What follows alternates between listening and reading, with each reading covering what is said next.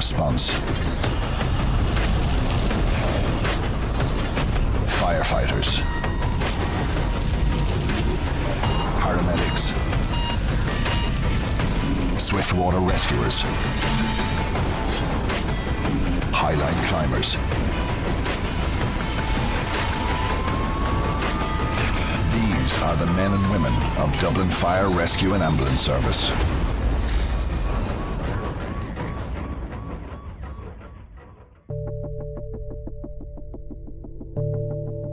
With an operation zone extending over 900 square kilometres of the capital city and surrounding county, Dublin Fire and Rescue is Ireland's largest emergency service, with nearly 1,000 multi-skilled, multi-adaptive staff. It's early morning at Townsend Street headquarters, where a daily routine is underway. All 900 hours now, see which I'm ready. 1262, 102, 888, 1213, 1183, and 1366. Acting District Officer Donald Petherbridge will oversee the operation. What's happening here is the parade. At the start of every shift, day or night, we hold this parade. And it has a number of functions. Primarily, it's a roll call to make sure we have everybody here in place. Everybody is assigned duties. The drivers are assigned to the particular appliances that they're on. And then everybody's given a position on the back of the appliances. They could be on the ambulance, they could be on the back of the fire tender, could be on the back of the turntable ladder here behind me. So in other words, the number that's called out here on parade, your brain is engaged then as to what you're going to be doing for the day. 1456 and the van 1265. Did I miss anyone?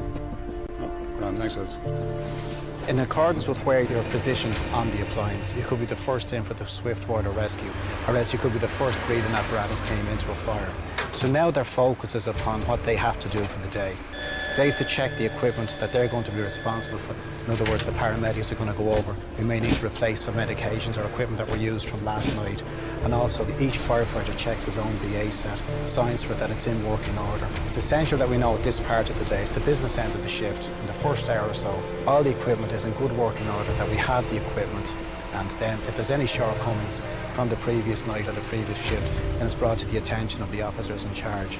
It's what we call operational readiness. It's the start of the interdependence and teamwork of the day and the night, is that we're ready to roll and answer any call that we have to respond to in our district today. Hello, looking for an ambulance. Can I get an ambulance, please? The little fella is after falling on his head and there's quite big gash in his head. Is he awake? Yeah, he's awake. Is he breathing? Yeah, he's breathing. Okay, how far did he fall? Just a little bit, but he's after getting a very bad cut out of it. Was it dizzy when he fell, or was it just accidental? He just fell. Okay. Accidental. Right, just reassure him the help has been arranged. Don't let him have anything to eat or drink. It might make him Tell sick. him the ambulance is on the way, but you're right. I want you to watch him very closely. If he becomes less awake and vomit, quickly turn him on his side. And if he gets worse anyway, call me back straight away. Yeah, I will. Okay, thank you. District Officer Dave Kavanagh is en route to the North City Centre, where a unit headed up by Station Officer Derek Cheevers from Townsend Street has already responded to the call.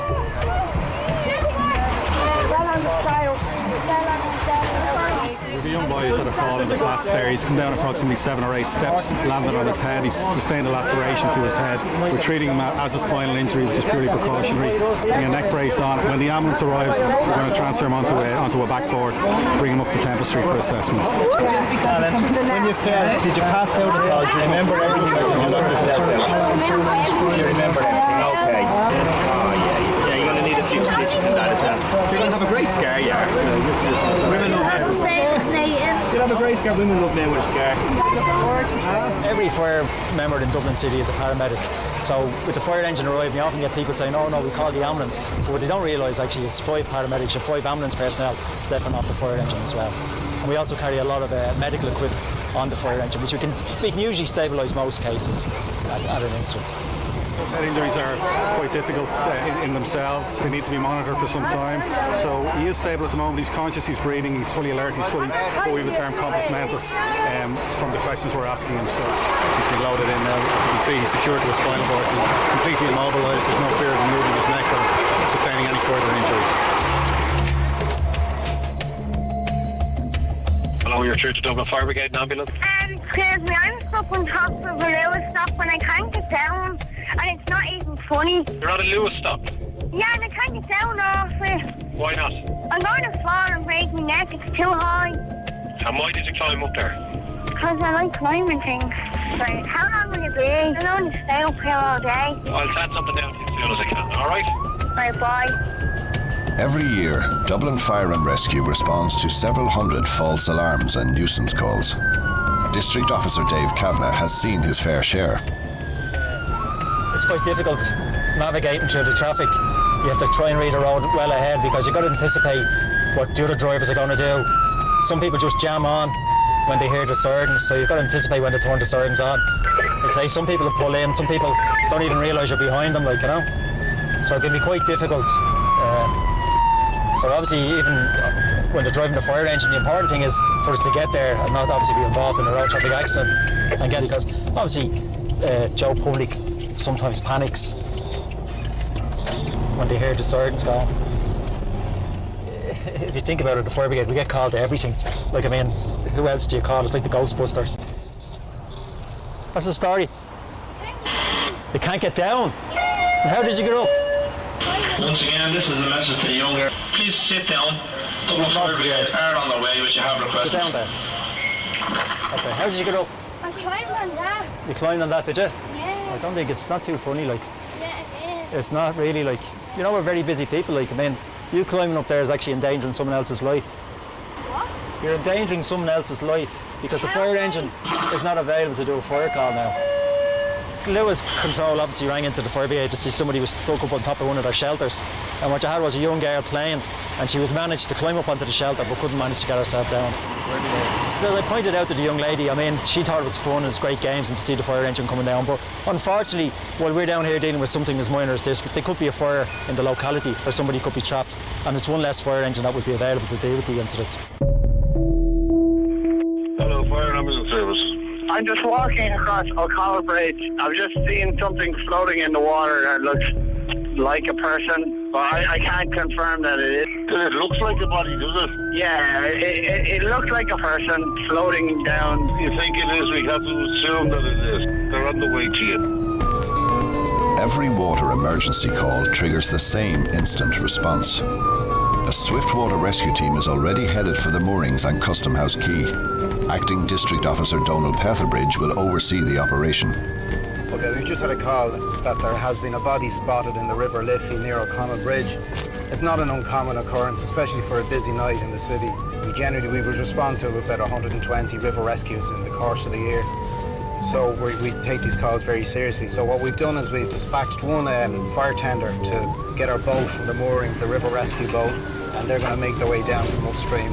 I'm going to head to O'Connell Bridge with the crews, establish what the situation is, try and get the local information, and just find out exactly what we're dealing with. We've got 4 appliances responding at all, rescue tenders, swift water rescue technicians. Everybody's going to be ready to go now when we get to the scene.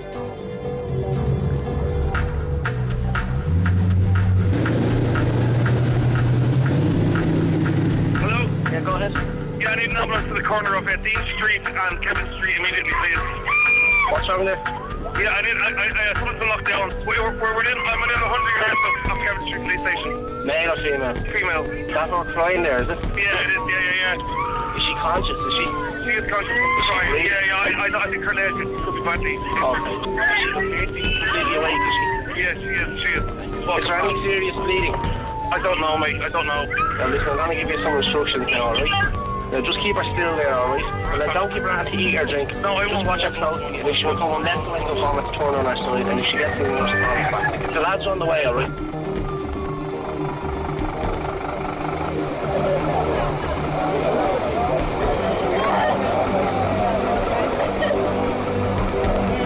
With a fire tender and emergency ambulance on the scene at Dean Street, the paramedics won't move the woman until she's been completely immobilised.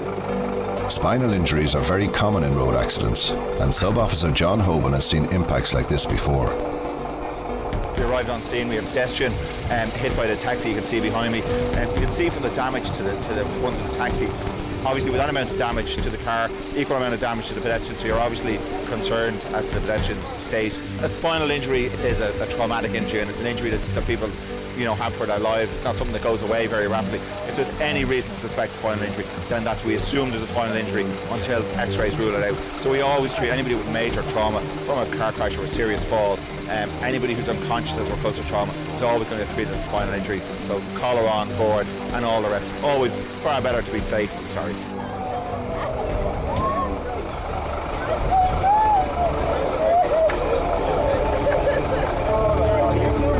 In a traumatic situation like this, fire and rescue crews need to bring all their experience to bear, their technical skills and their ability to calm and reassure the casualty. Even though he's physically unharmed, the taxi driver has been badly shaken by the experience and will also need treatment.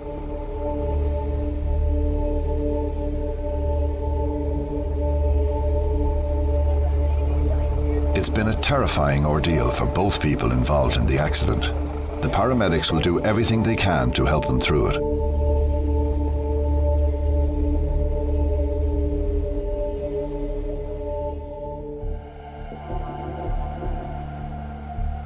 Responding to a report of a body floating in the Liffey, the swiftwater rescue boat is headed upriver towards O'Connell Bridge. The way the water is at the moment, if there was a body in there, it wouldn't have travelled so far. It's fairly calm at the minute, so.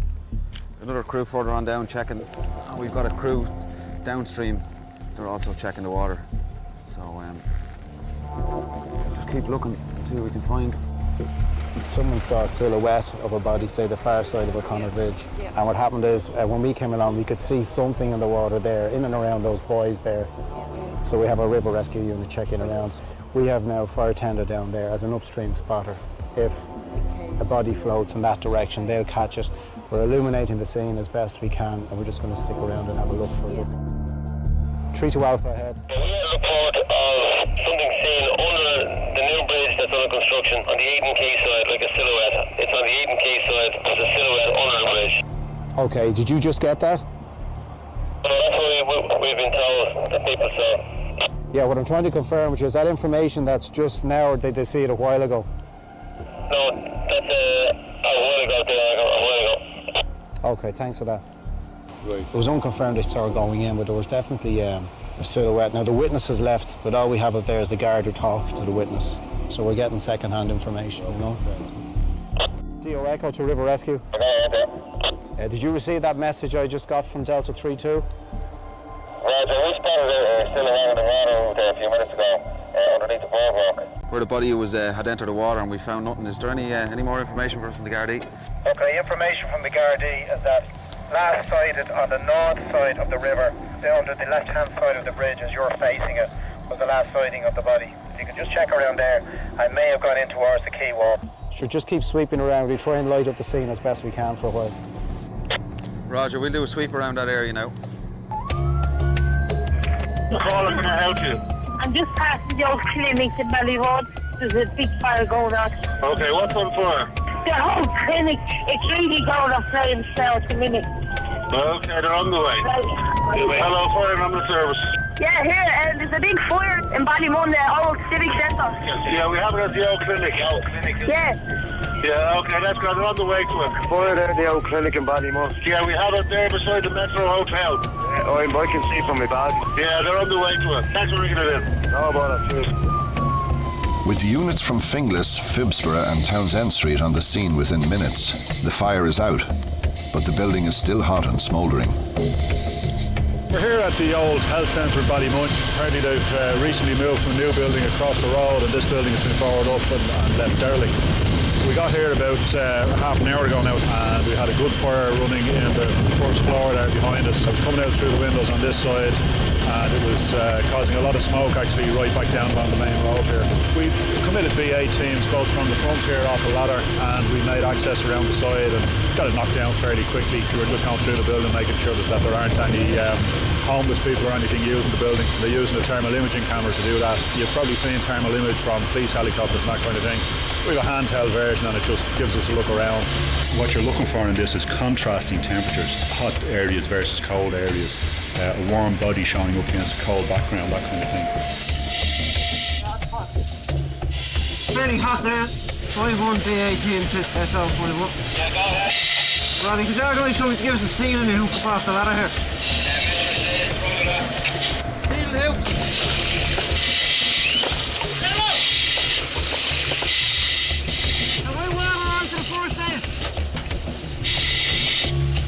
Problems with it is that in a fire area like this, if the whole building has warmed up, this is not going to give you a full picture of everything you want to see, such as say holes in the floor that could be a danger to our firefighters or something like that.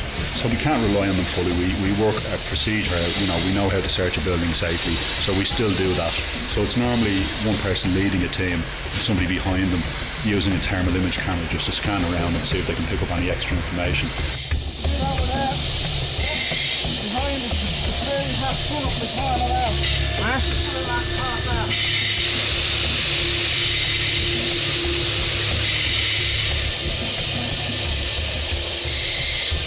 Happy enough? Yeah. Just above your head. Give me a good lash there.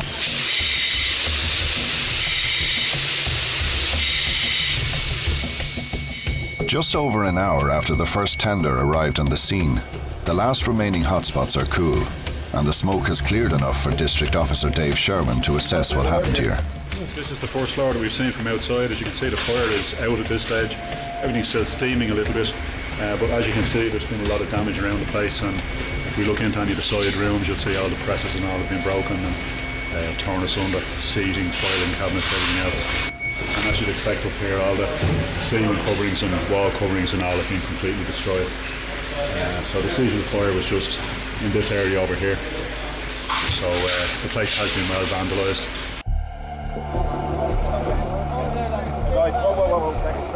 On Dean Street, the woman involved in the road accident, now fully immobilised on a spinal board, is carefully transferred to the ambulance and onto hospital in the care of the paramedics. Listen, your parents going your dad. We're going to take her to the hospital. We're going to get you checked behind her. She's conscious, breathing, talking to us, able to tell us what was wrong. It's always a good sign. The quiet ones are the ones you have to watch. She's gone off to hospital now. Taxi driver, initially he was talking to us, he was all right, but now, again, he's obviously worried. He's been in a very serious event here. His breathing is a bit erratic and stuff like that, so we're treating him for shock at this stage of the game. He became quite distressed, and again, I mean, here he was doing his night's work, you know, just driving his taxi, and all of a sudden he's involved in a fairly serious road traffic accident. Even though he may have done absolutely nothing wrong, he's obviously stressed out about it.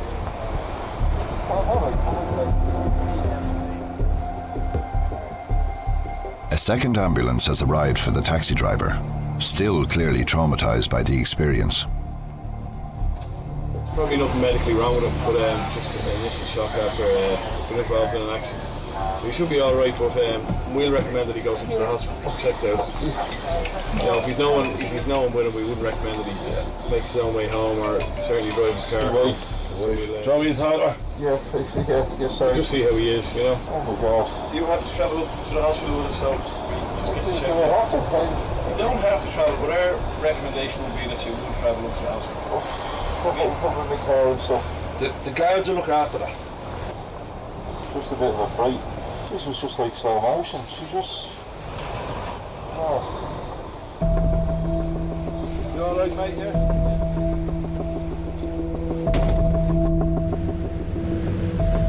The Swiftwater rescue team have been scanning the surface of the river for nearly 20 minutes now. So far, there's been no sign of the silhouette reported earlier, but they leave nothing to chance.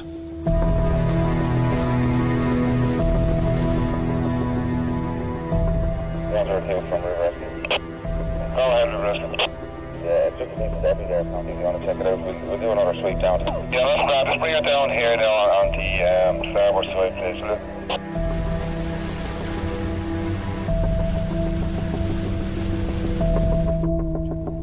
Suddenly, one of the crew spots a floating shape.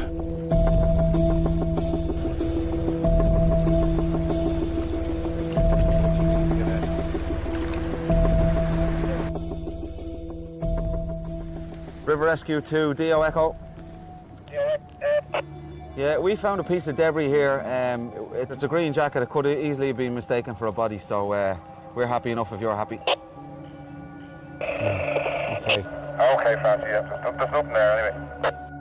In situations like this, cooperation between the rescue team and the Gardaí is extremely important.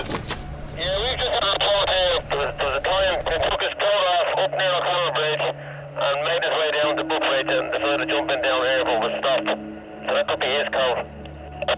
Who has them at the moment? In the custody of the Gardaí. That's great. Thanks for the information. That was the beast. Oh, the three people are going MVT, okay? They think he may have thrown his jacket in. So that's all coming together now, you know. DO Echo to River Rescue.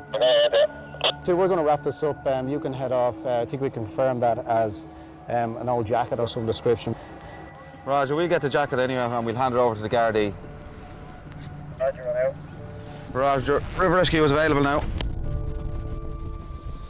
So we responded to a call here where persons reported that they saw a body in the river.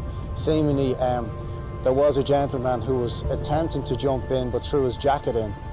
And the Gardaí are dealing with that gentleman at the moment, and we found the jacket. So now we can confirm that shape, but actually in fairness to the people that rang the call in, it actually did look like a body in the water.